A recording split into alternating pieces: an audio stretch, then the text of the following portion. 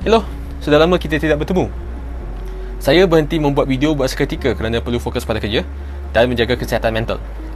Saya juga tidak mahu sesiapa menuduh saya cuba mempengaruhi rakyat Sabah dalam pilihan raya umum Sabah melalui video saya. Terlebih dahulu, saya ucapkan selamat bertugas kepada wakil rakyat yang telah dipilih pada pilihan raya umum Sabah baru-baru ini. Jalankan amanah ini dengan penuh tanggungjawab. Rakyat ialah majikan anda dan mereka memerhati setiap tindakan anda. Kepada yang tewas, lakukan penilaian diri. Hentikan taktik lama. Jangan ulang sikap yang tidak membantu seperti bongkak atau angkuh. Jadikan keputusan ini sebagai panduan.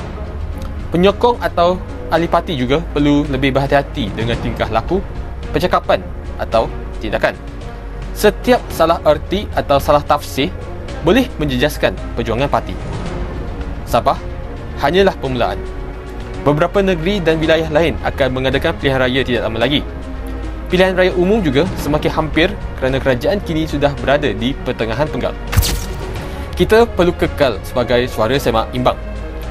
Kita perlu memerhati setiap keputusan dan tindakan kerajaan di peringkat pusat dan negeri. Tanggungjawab ini milik kita semua. Negara bergerak apabila rakyat berani bersuara. Bangkit Malaysia!